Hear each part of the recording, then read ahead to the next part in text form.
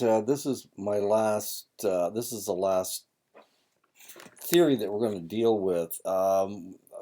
Crazy stuff that's going on on the campus right now with the fire and it's been a really strange semester. So we're gonna end it right here. This is going to be the last one. Um, I was going to look at others, but I decided this needed to be the last theory that we looked at because for those of you who want to be a school counselor, uh, this family structure therapy and theories are very important. So let's go ahead and get started. Week 13. Like I said, this is going to be the last one. No more lectures after this. No more chapters covered. I think there's two chapters that I missed. One is dealt with eclectic theories or putting theories together. And the other one is, I don't remember what the other one is. And I put the book away, so that's okay. Let's go ahead and get started. Family therapy, Adler, multi-generational human validation process.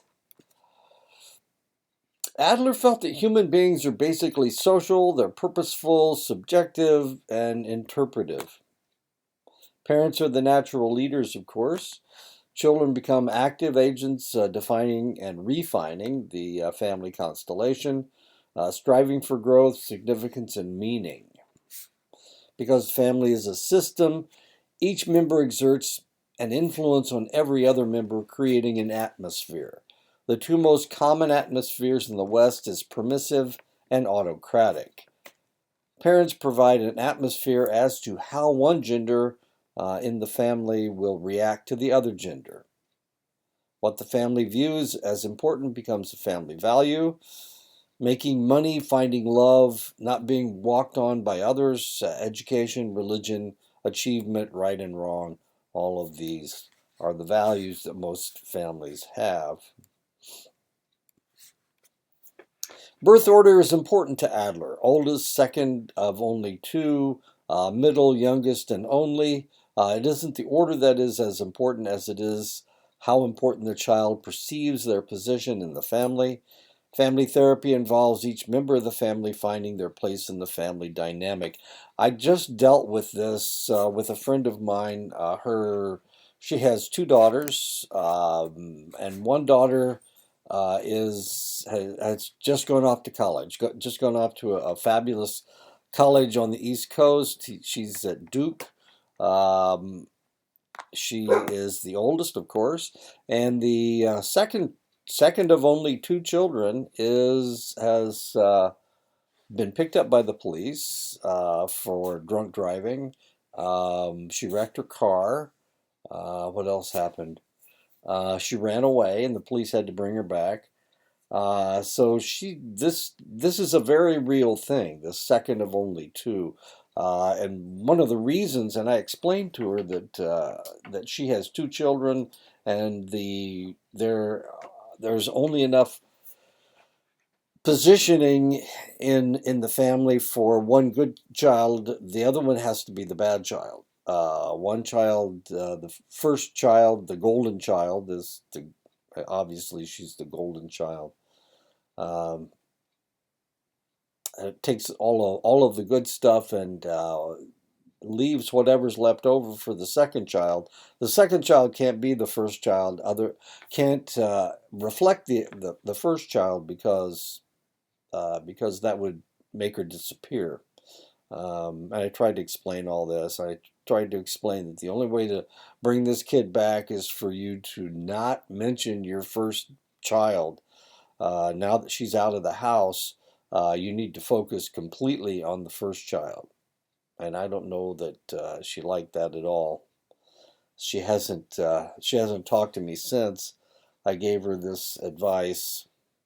But this is a very real thing. The second of only two. The first one turns out to be the golden child, and the second one turns out to be the rebel. Anyway,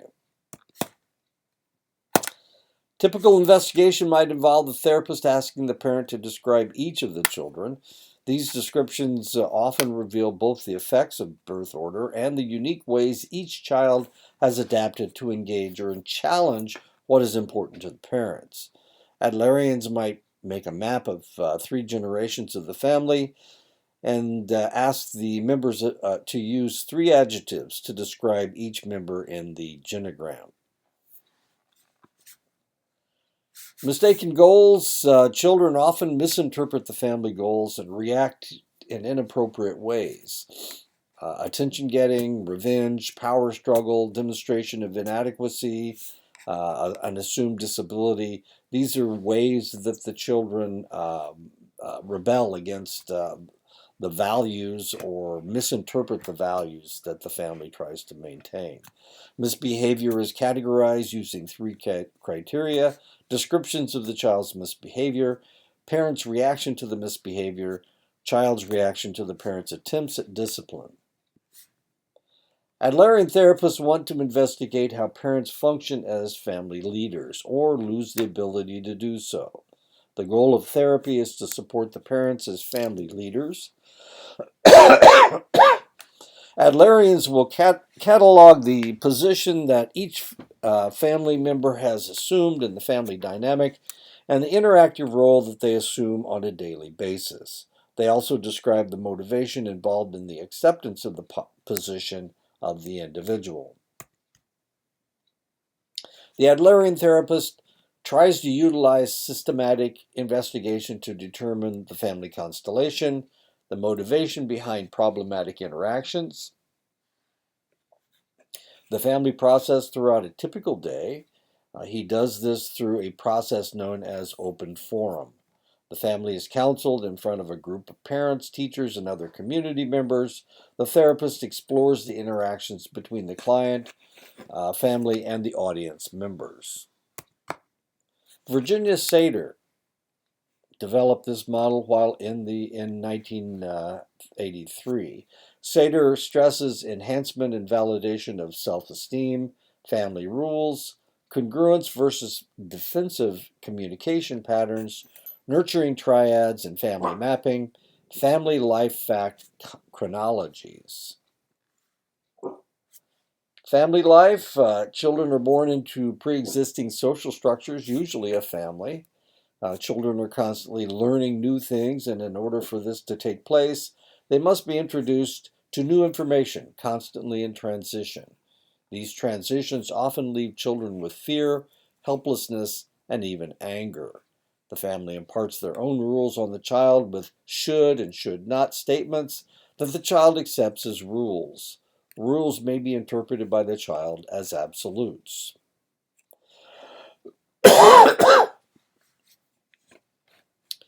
Rules are also accumulated by the child by observing the behavior of the parents. If all rules are presented as absolutes, they become ingrained in the child as both a psychological and physical rule for survival. Rather than trying to make people change their survival rules, Sater would try to get them to change the rules into something useful. By maintaining the rule but qualifying its application, Sater supports it but changes it.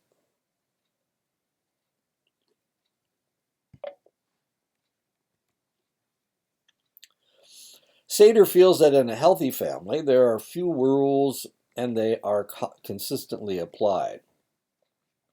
Sater feels that the most important rules are those that govern the concept of uniqueness and communication.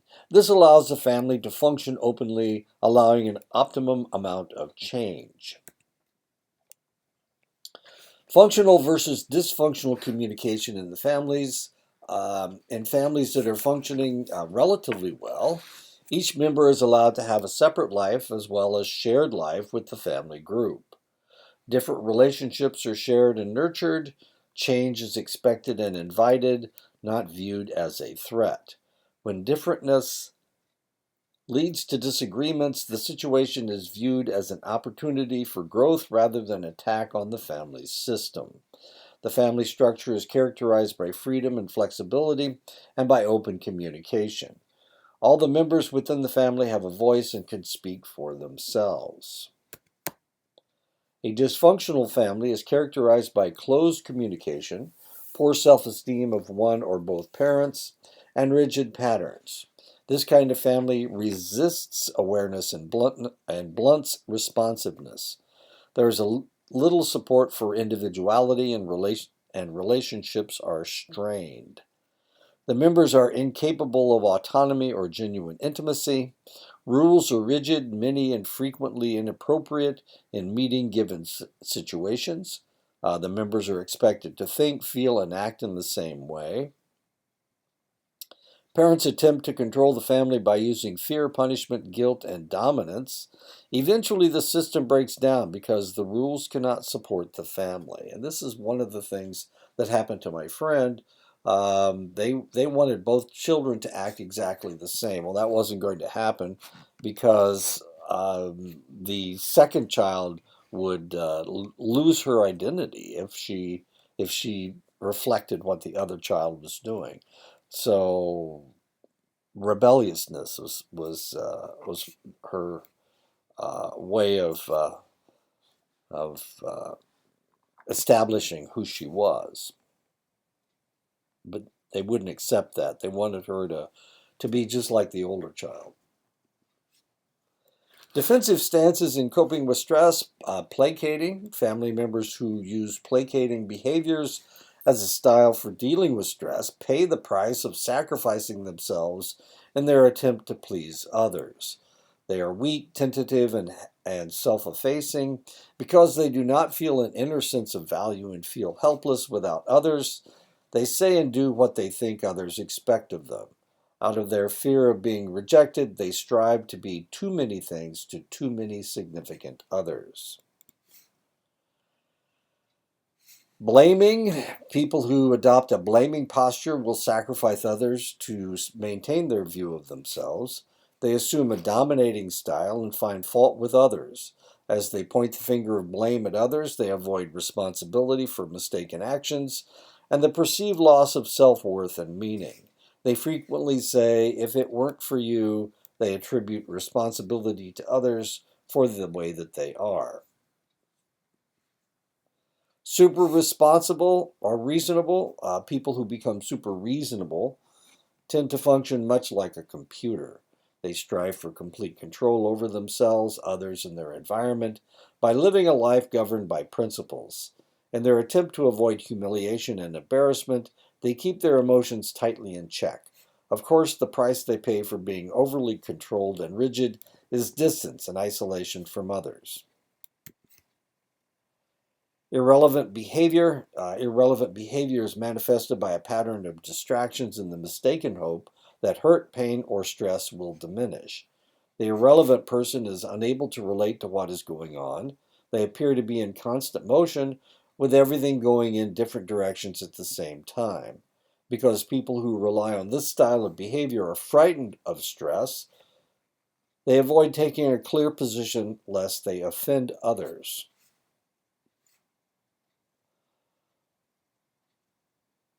Alternative ways of coping with stress. Congruent people do not sacrifice themselves in the singular style in dealing with stress.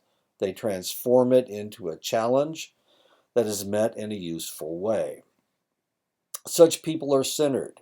Their words match their inner experience, and they are able to make direct and clear statements.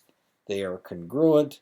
They face stress with confidence and courage because they know that they have the inner resources to cope effectively and to make sound choices. Choices that are made are done with the understanding that they can be flexible, that they are not set in stone. And that's why I have this. There's the flexible part. Family roles and family triads. Various members also assume roles that influence family interaction. Individuals might assume the role of victim, peacekeeper, stern taskmaster and disciplinarian, hardworking caregiver. If a child is allowed to become part of the marital dyad, the relationship can become dysfunctional. However, the three can form a nurturing triad where the child is nurtured individually. There you go. This one's a peacekeeper. That's why he's got his hands on the boxing gloves. Therapy goals: communicating clearly, expanding awareness, enhancing potentials for growth, especially in self esteem, coping with the demands and process of change. Sater feels that all families develop a state of being that is accepted as the status quo. The status quo is known and familiar. It tends to be maintained even if there are problems because it is less threatening than what is unknown and unfamiliar. An outside stressor will throw a family into chaos until they are able to find a means to adapt. Therapy helps the family accept new ways to change the family in a time of stress. The aim is to make the family members more sensitive to the needs of other members and to respond positively to their needs. The role of therapy is to make the family members aware of the rules and dysfunctional defensive stances family members are taking and open the door to new possible functional coping techniques. Supporting facilitation of the change process, generating hope and courage in the family members to formulate new options, accessing, strengthening, enhancing, or generating coping skills in family members, encouraging members to exercise options that will result in health as opposed to the mere elimination of symptoms. Three goals of family therapy. Each individual within a family should be able to report honestly about what he or she sees, hears, feels, and thinks. Decisions in a family are best made by exploring individual needs and negotiating rather than through power. Differences should be openly acknowledged and used for growth within the family. Therapists' function and the role. Role of the therapist: guide the family through the change process. The therapist is best conceived as a facilitator in charge of the therapeutic process, not making changes happen or curing individuals. The therapist is a resource person who has a special advantage in being able to observe the family situation. As an official observer, the therapist is able to report on what the family cannot see.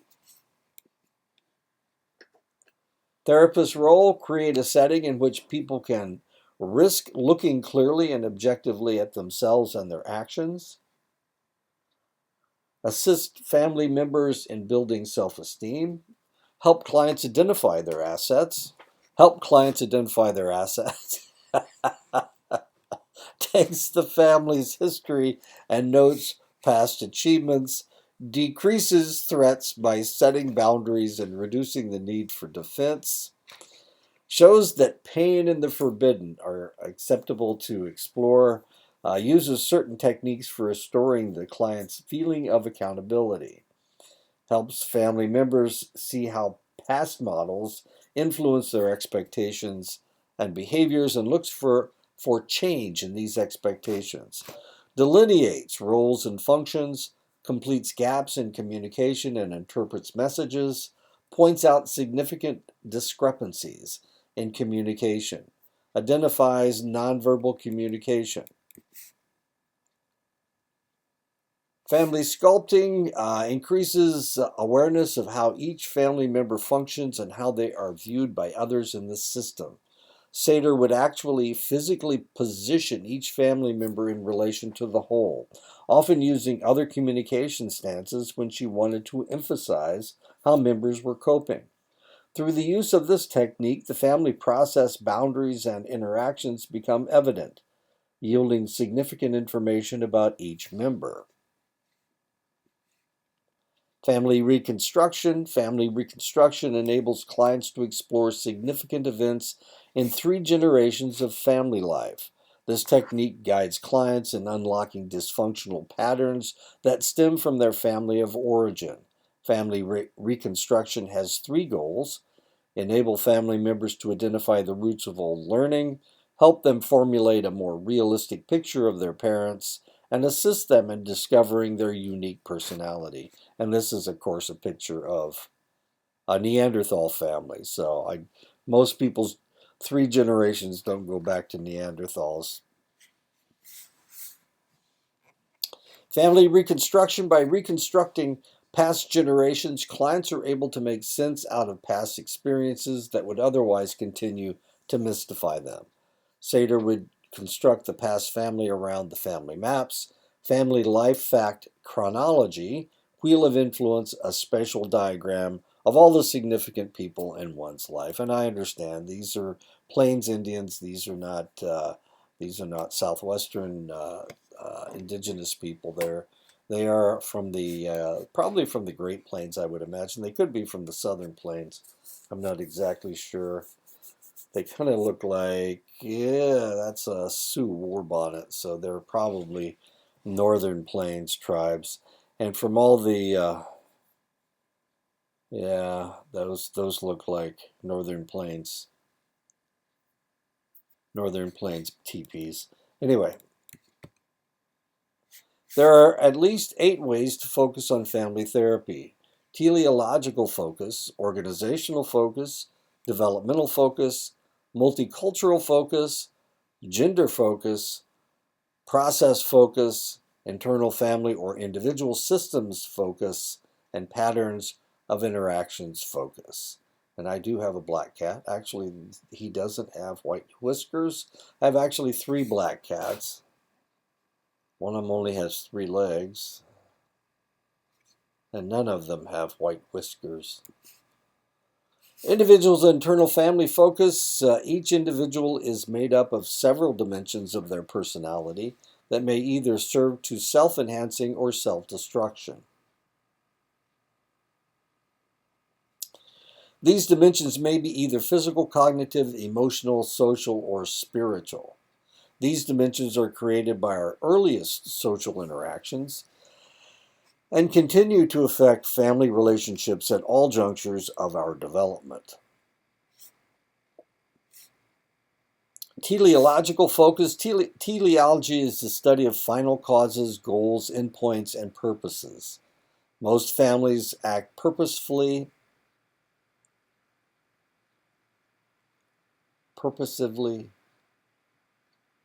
I'm not sure that's a word, in a positive manner characterized by reasonable risk, courage, confidence, self-esteem, energy, optimism, hope, and experiences that open wider possibilities. When family interactions are characterized by retreat, fear, and overprotection, it tends to stifle growth.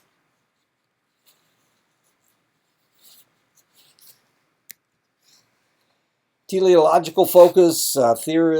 Therapists will often reframe the difficult behavior by noting the motivation of personal interventions behind the behaviors. What purpose does the symptom, interaction, or process serve? How does the individual's behavior protect the self? What are the social consequences of an action or interaction? How are all the goals of family members at cross purposes with each other? Are the goals of the family at odds with the goals of therapy?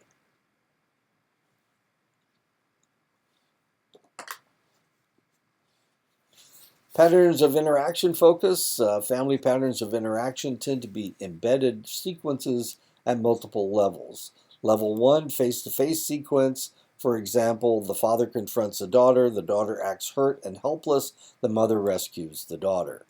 Level 2, accepted family routines. Example, waking up routine, dinner routine. Mother comes home first and starts dinner. Father comes home and reads paper and sits in front of the television. Children eat a snack right after school and sometimes are or are not hungry when dinner is ready. And leave it on the table. Level 4, level 3, the ebbs and flows of life that create a need for family adjustment. Example, the couple has been distracted by taking care of daughter, but developed problems when she heads off to college. The couple threaten divorce. Daughter becomes symptomatic at college and has to drop out of school. Level 4 sequences that are transgenerational, gender roles that are passed down, rules about culture, of course. These are the transgenerational problems. Organizational focus, organizing focus that holds everything together and provides a sense of unity. Family rules, family routines, family rituals, expected roles. Early family therapy focused on family hierarchies and determined how to redistribute power and make them more equitable. Movement away from strict patriarchal structures had made this less often the primary concern of organization. One of the things that I want you guys to think about is the fact that people in the United States are constantly evolving. They're constantly changing. One of the things that you have to acknowledge at this point is that technology has a lot to do with what's going on. Uh, we we thought that television was so encroaching back in the 1980s. This theory came about in the 1980s. You got to remember that she was talking about families in 1983. Sater was, and this is the way things were going in 1983. But we have to acknowledge the fact that things have changed since 1983. Families have changed since 1983. In 1983, there were larger families. There were more intact nuclear families.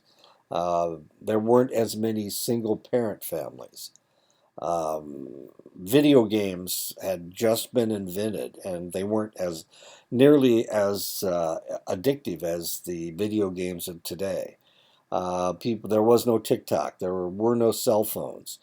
Um, so a lot of what is being said deals with what was going on in the past, not what is happening right now. So it's up to you. It's up to the psychologist of 2030. It's up to that individual to look at the family from that evolutionary perspective and deal with that family from with their problems. It's not going to be the same as Sater was saying. It's not certainly not going to be the same as Adler. Adler was a doctor, was a surgeon during World War One. He came up with his theories right after the war. He lived in a defeated nation from 1918 until World War II. I think he died before World War II. That's that's the era that he's talking about, and Sater's talking about another era. Now I recognize what she's talking about because I lived through this, and I was raising a family in 1983. But you need to understand that you're going to have to change all of this. You're going to have to adjust things to fit to what's happening in today's family. You're going to have to adjust things in that in 1983 there was marijuana, but there weren't as many hard drugs. Now, of course, fentanyl is huge in the United States. We need to recognize that, and we need to deal with that. And this is not a problem that Adler had a clue about, and Sater didn't have a clue about fentanyl because it hadn't been developed yet. And why in the world would people take such a strong opioid? Just doesn't make any sense. Well, it does today. So we've got to deal with today's problems, okay? You can't you can't use yesterday's solutions to solve today's problems. And this is your job. I'd like to talk about what the problems are today, but we haven't gotten there yet. I haven't gotten, or the education hasn't gotten there yet. It's your job. It's your job to adjust this to fit what's happening in your world, not in Sater's world or my world. I'm 75 years old. I'm not going to have to deal with this anymore. As a matter of fact, this may be my last semester. So, you know, it. I'm handing it off to you. This is a relay race. I'm handing it off to you. You guys are the ones that are going to have to come up with the answers. But you're going to have to be able to look at it from a therapeutic point of view. Sorry, that's the way it works. And there are no textbooks that deal with today. All the textbooks deal with yesterday.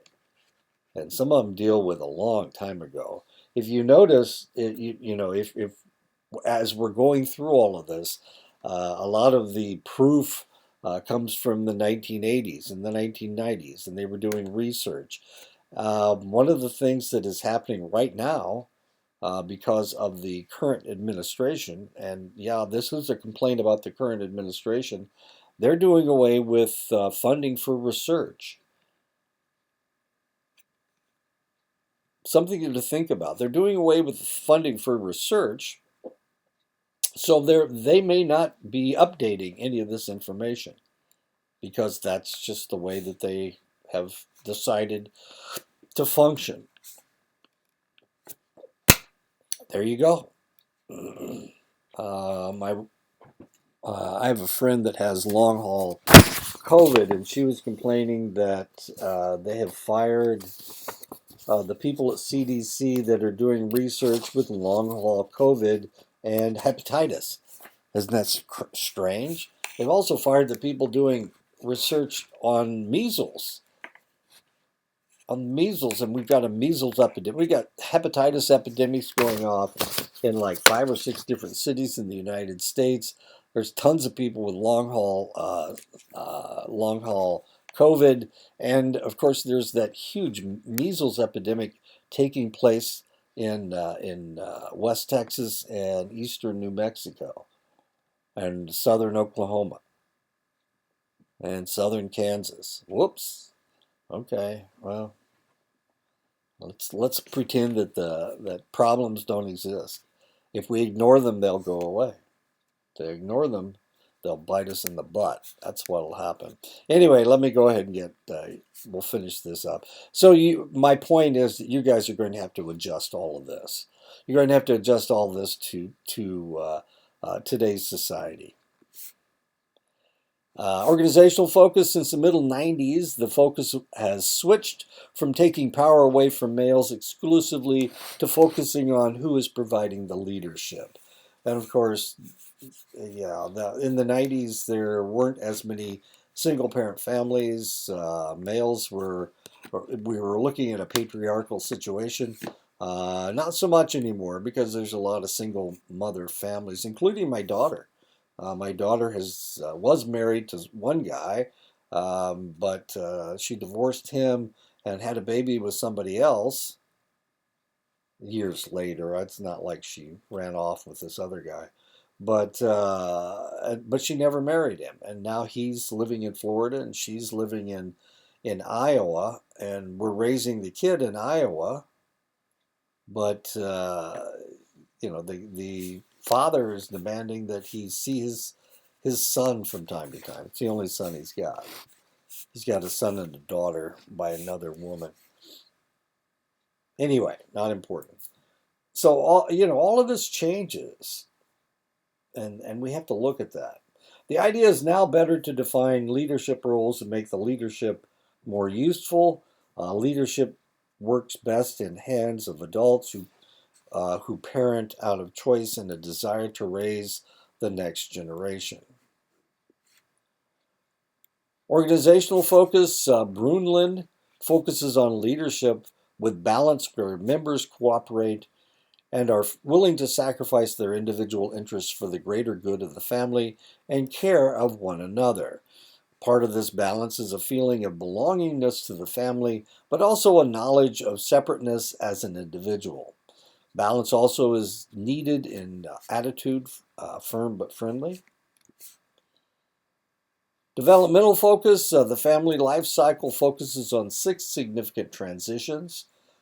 First, a single young adult leaves home to live a more or less independent life. 2, individuals marry or become a couple and build a life together. 3, the couple has children and starts a family. 4, the children become adolescents.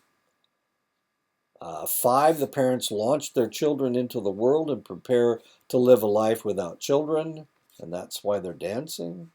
The family reaches its later years when children may have to care for parents as well as their own children, and the parents prepare for the end of their lives. This is really kind of strange because my daughter moved up here. She said one of the reasons she moved up here was to take care of us when we get older. Well, neither of us need being taken care of, certainly. It's a little strange. Having somebody plan years in advance of taking care of you when you're infirm seems a little weird. Developmental focus, while initially the family focus was on two-parent Caucasian nuclear families, developmental models now also cover single-parent families, remarried, blended, and step families, cross-generational extended families, lesbian, gay, and bisexual families, families from diverse cultures, poverty and the family life cycle, the effects of gender roles in the family life cycle. Multicultural focus, discrimination and oppression shape experiences and symptoms, and these factors are found in all cultures. Dominant cultures tend to reinforce itself in its values, minimize the power and influence of alternative positions and the people who hold them. Multicultural focus in the United States, the power base is male, heterosexual, Caucasian, English-speaking, Eurocentric, Christian, 35 to 50, rich, and educated. There you go. That's me. Wait a minute. I'm not 35 to 50. I'm not Christian. All the rest of it is true. I'm not rich either. I am educated, though. I've got lots of education. And I certainly don't have a beard. But it looks like he's losing his hair in the same place I am, right there. Multicultural focus looks at 10 areas of assessment. Membership as an immigrant in a dominant society, level of economic privilege or poverty, level of education and process of learning, ethnicity, religion, gender, age, race discrimination and oppression, minority versus majority status, and regional background. Gender focus, the most pervasive discrimination is the discrimination and oppression of women in all cultures and across the lifespan. Feminist perspectives question whether the family structure is good for women since the lion's share of responsibility normally falls on women. The child rearing, the kin keeping, the homemaking, the community involvement. The process focus focuses on the communication going on in the families, how we communicate, what we have to say.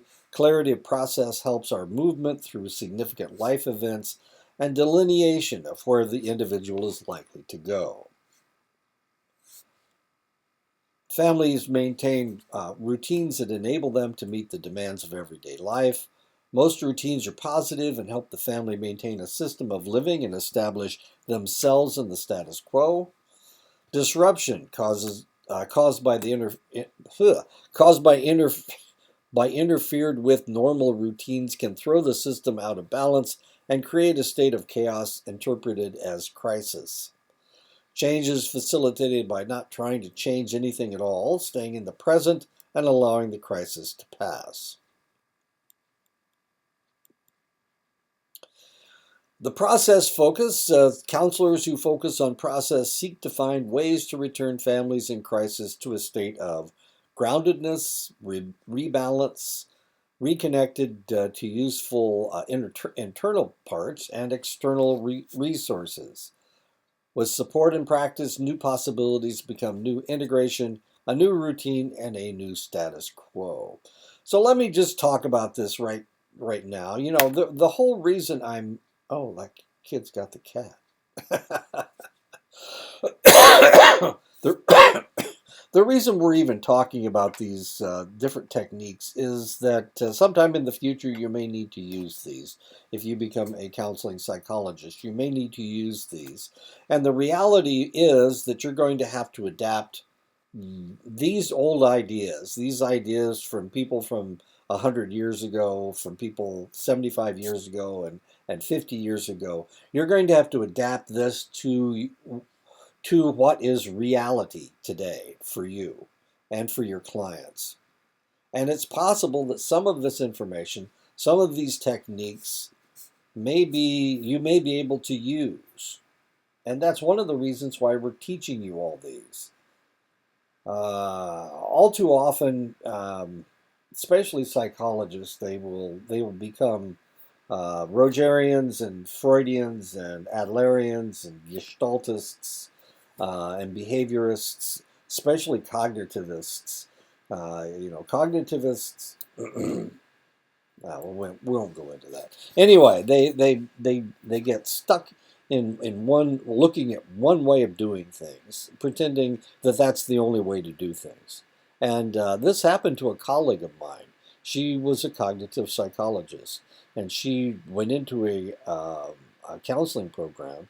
She was a research psychologist, decided to do that she wanted to do counseling, and she went into a counseling program and she started applying everything in a cognitive psychology perspective, and she flunked out of the counseling program.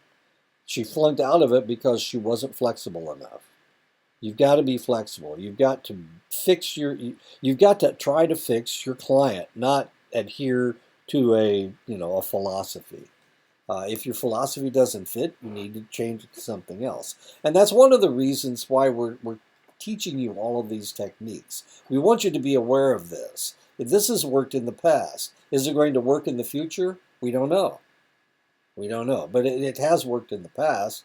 So if it has worked in the past, it's something to look at to help your client. And that's it. That's all there is. You may be coming up with your own theory and therapy technique. And that's fine.